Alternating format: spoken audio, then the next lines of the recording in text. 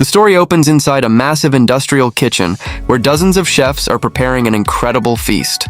Every dish is being cooked with extreme precision, and every plate is decorated as if it were meant for the world's most powerful and wealthy guests. It almost feels like a luxurious banquet is about to begin. Standing above everyone is an elderly man who watches every chef closely. He carefully inspects each plate, making sure everything is absolutely perfect before it leaves the kitchen.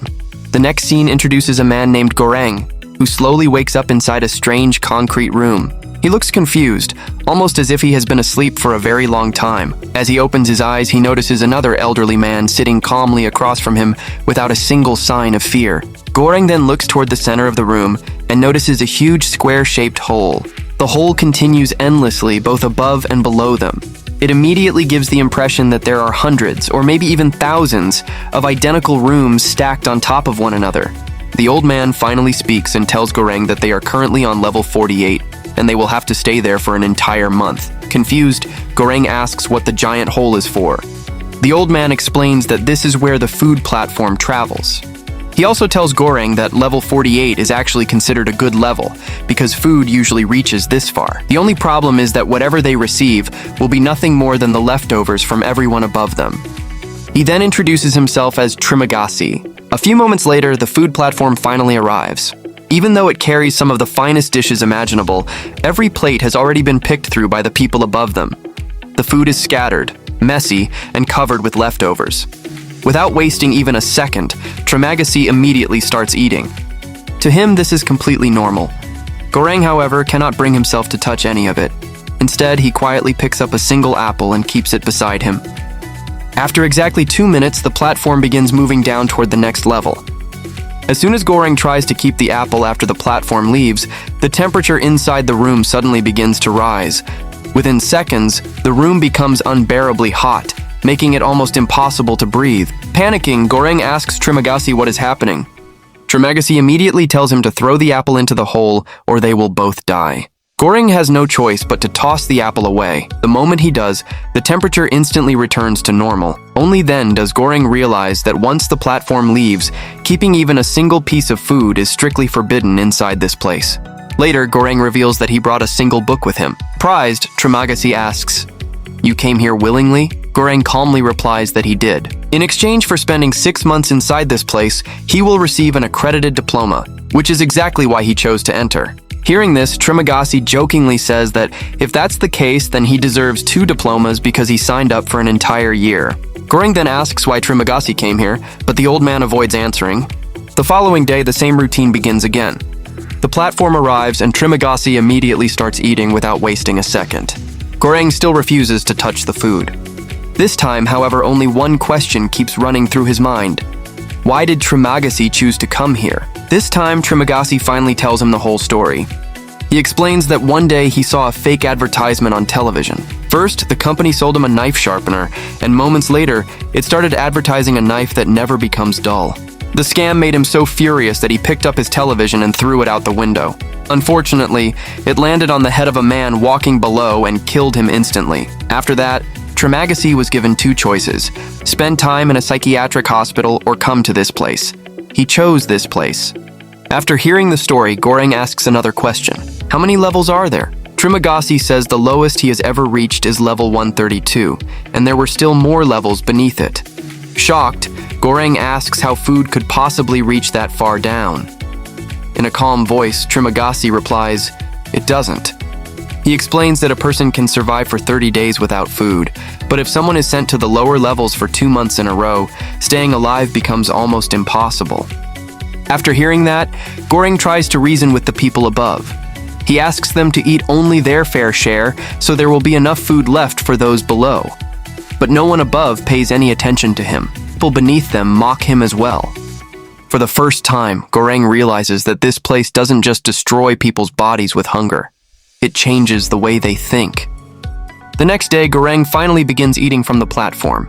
While they eat, he asks Trimagasi which levels he has lived on over the past several months. Trimagasi explains that every month he wakes up on a completely different level. Goreng then asks a difficult question. What happened to your previous cellmate? Did you kill him and eat him? Trimagasi is about to answer when the platform suddenly arrives once again. This time, a woman is riding on the platform. Her name is Miharu. Trimagasi explains that every month she travels downward with the platform because she believes her young son is somewhere on one of the lower levels. She keeps searching for him without ever giving up. He also says that people claim she kills her own cellmate before traveling down each month, believing it increases her chances of ending up with her son. Shocked, Goreng asks, "Are there really children in this place?" Trimagasi admits that he doesn't know. He then makes one thing clear: his previous cellmate wasn't killed, completed his sentence, and left this place. As he finishes speaking, the platform slowly continues its descent, carrying Miharu down into the darkness. As the platform descends to the level below, two prisoners immediately grab Miharu and try to kill her. Goreng instinctively wants to help, but there is nothing he can do from where he stands. Seconds later, violent screams echo up through the pit. Goreng and Trimagasi look down, only to discover that Miharu has already killed both attackers. Without saying a word, she glances upward before continuing her journey toward the lower levels. Life inside the pit slowly becomes routine. Goreng eventually adapts to the system and begins eating whatever food reaches his level, just like everyone else. Every day follows the same pattern. The platform arrives, they eat whatever remains, clean themselves, wait, and then do it all over again. As time passes, Goreng even grows comfortable living alongside Trimagasi. One night, while Goreng is quietly reading Don Quixote, Trimagasi suddenly notices a strange smell in the air. He tells Goreng to pray because whenever that smell appears, it means the monthly level change is about to happen. The two fall asleep, expecting nothing more than another ordinary morning. Instead, Goreng wakes up tied to the bed. His hands, legs, and even his mouth have been restrained. He struggles with all his strength, screaming through the gag, but nobody comes to help him. Moments later, Trimagasi calmly sits beside him with a sharpened knife in his hand. He explains that they have awakened on a level so low that no food will ever reach them. Not even dirty plates make it this far. According to him, there is only one way for both of them to survive the month. Trimagasi admits that he has no choice but to kill him piece by piece. Since Goreng is younger, he believes his body can survive longer without certain parts, while an old man like himself would quickly die from starvation. He even tries to justify his plan, promising to wait 8 days before making the first cut, carefully treat every wound, and divide the meat fairly so they can both stay alive. Horrified, Goreng asks how anyone could possibly eat their own flesh. Trimagasi quietly replies that survival changes everything. Trimagasi doesn't care whether Goreng agrees or not. For the next 8 days, he keeps him tied to the bed, calmly passing the time by reading Don Quixote, while Goreng grows weaker with every passing day. With no food and no way to escape, Goreng can do nothing except wait. Eventually, the 8th day arrives. Driven completely mad by hunger, Trimagasi walks over with the knife in his hand. In a strangely gentle voice, he tells Goreng not to worry because he'll make it as painless as possible. Then he tightens the gag over Goreng's mouth and prepares to carve the first piece of flesh from his body. The moment Trimagasi starts cutting into him, the platform suddenly stops at their level. Miharu is standing on it. Without hesitation, she leaps off the platform and slashes Trimagasi's throat before he even has a chance to react. She quickly unties Goreng, places the knife in his hand, and steps back. Furious and desperate to survive, Goreng wastes no time.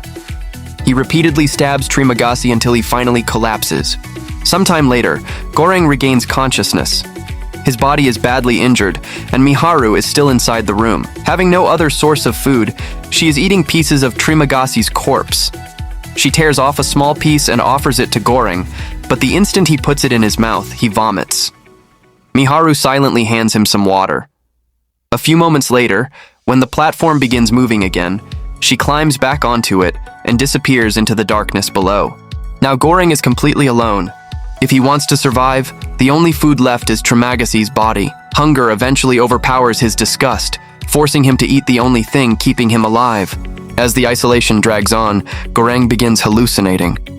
At night, he imagines long conversations with Trimagasi, even though the old man is already dead. When Goreng wakes up the next morning, he is shocked to find a woman standing inside the room with a dog beside her. He immediately looks toward the hole. If someone new is here, it means the monthly reassignment has happened again. They are now on level 33. The woman introduces herself as Imogiri. Goreng tells her that bringing a dog into a place like this was a terrible idea. Smiling, she replies, "I assumed that someone who chose to bring a book would also be someone who loves animals." Confused, Goreng asks how she knows his name. The moment he looks at her face, he suddenly recognizes her. The story then flashes back to the outside world, revealing that Imogiri was the woman who interviewed Goreng before he voluntarily entered the pit. It becomes clear that she once worked for the administration that operates this mysterious place. Goreng asks Imogiri if she can get him out of this place. She quietly tells him that's impossible. Frustrated, Goreng asks how many people she has sent into this nightmare. Imogiri reminds him that he entered willingly. Goreng then turns the question back on her, asking why she came here. She calmly replies that she made the same choice herself. Goreng shakes his head and tells her she made the biggest mistake of her life because people don't survive in a place like this. Imogiri disagrees. She explains that the administration doesn't call it the pit. Its official name is the Vertical Self-Management Center.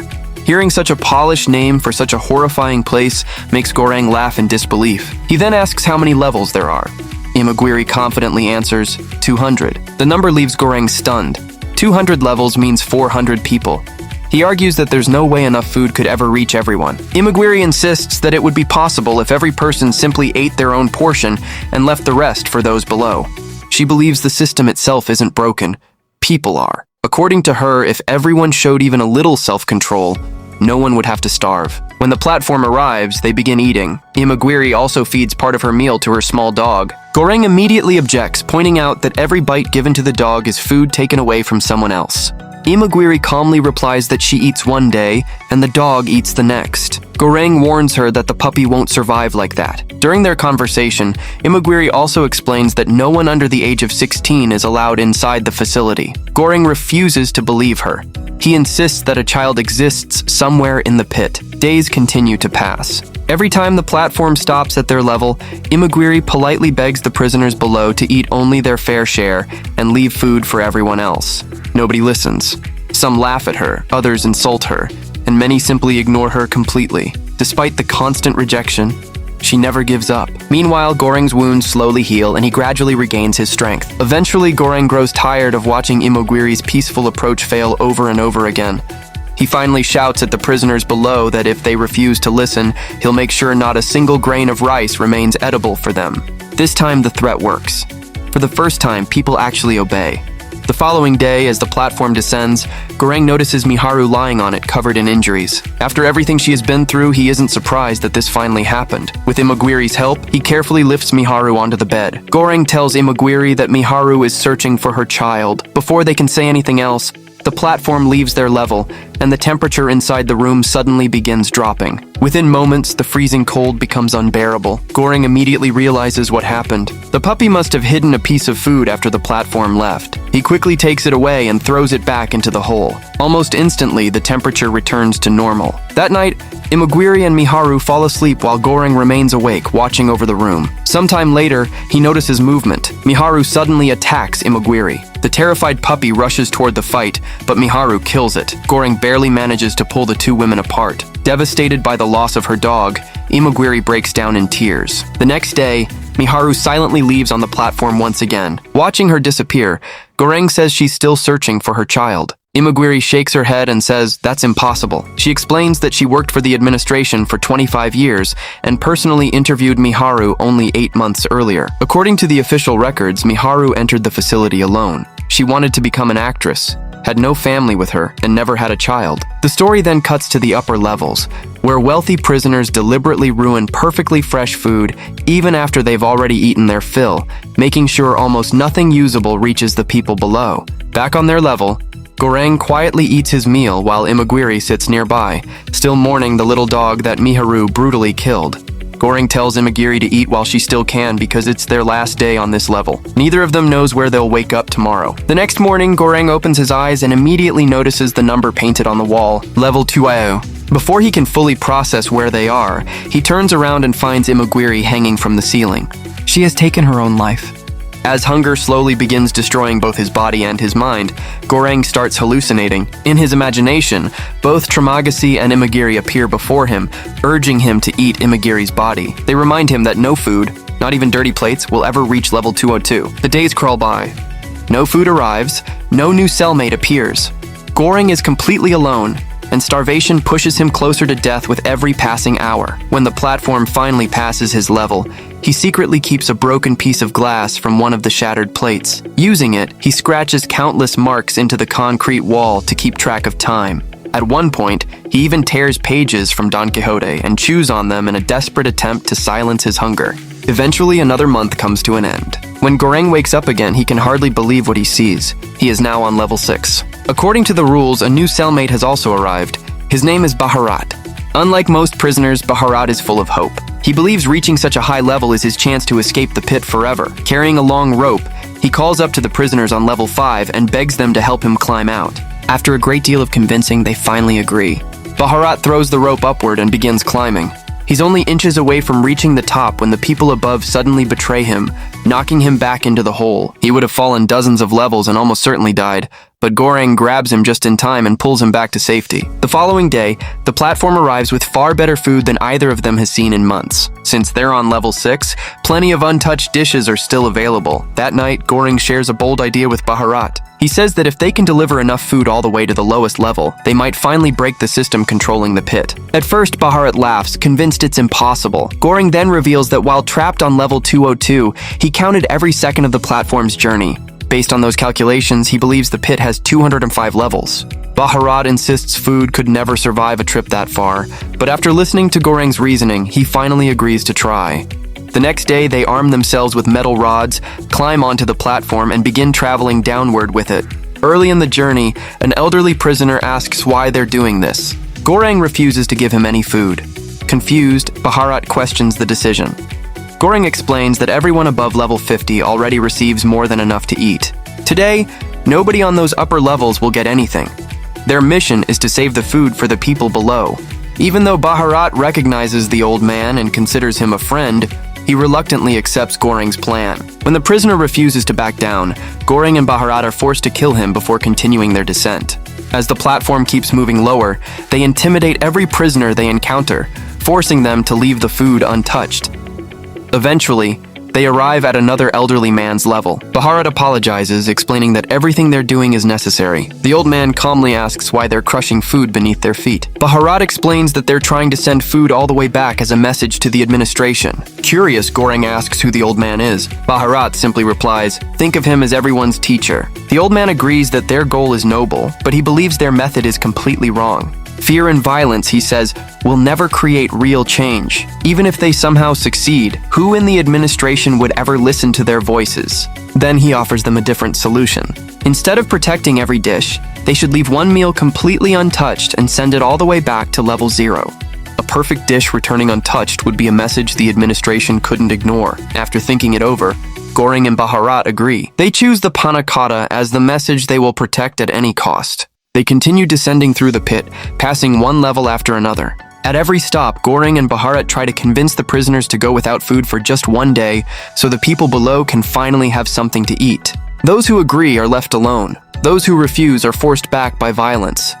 Level after level, they keep moving downward without stopping. Eventually, they reach level 51. From that point on, they begin distributing food instead of taking it away. Every lower level receives only its fair share before the platform continues its descent.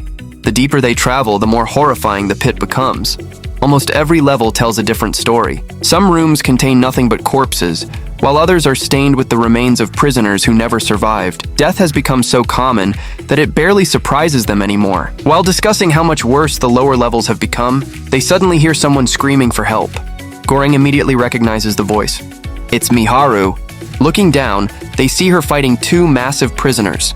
Before Goreng can reach her, one of the men stabs Miharu right in front of his eyes. Enraged, Goreng throws himself into the fight without hesitation. Baharat takes on the second attacker, and a brutal battle erupts. Both Goreng and Baharat suffer serious injuries, but in the end, Baharat manages to kill both men. The platform continues descending with the two of them lying across it, exhausted and covered in blood. As they travel even deeper, the scenes become far more disturbing. Severed heads, mutilated bodies, and countless dead prisoners fill the lower levels.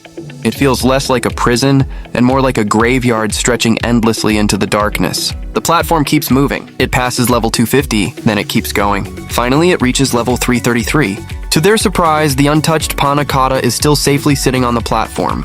The two men step off the platform, and Baharat carefully picks up the dessert. They expect the room to punish them for keeping food after the platform leaves, but something strange happens. Nothing. The platform disappears into the darkness, yet the room doesn't freeze and it doesn't overheat either. Everything remains completely normal. Confused, Goreng tells Baharat to throw the panna cotta away. Baharat quietly stops him. Wait. A moment later, they notice movement beneath one of the beds. A little girl slowly crawls out from underneath. Without saying a word, Baharat gently hands her the panna cotta. The platform is already gone, leaving the three of them alone at the bottom of the pit. After eating, the little girl eventually falls asleep, and the two exhausted men drift off beside her. That night, Goreng has a dream. In it, Baharat tells him that the little girl, not the panna cotta, is the real message that must reach the administration. Goreng suddenly wakes up. He immediately tries to shake Baharat awake, but there's no response. Baharat is dead. The wounds he suffered during the fight were simply too severe. At that moment, Goreng finally understands. The child is the true message.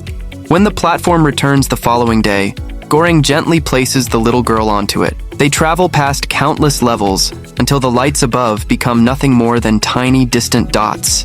Finally, Goreng steps off the platform and remains behind in the darkness. The little girl continues rising toward the world above alone.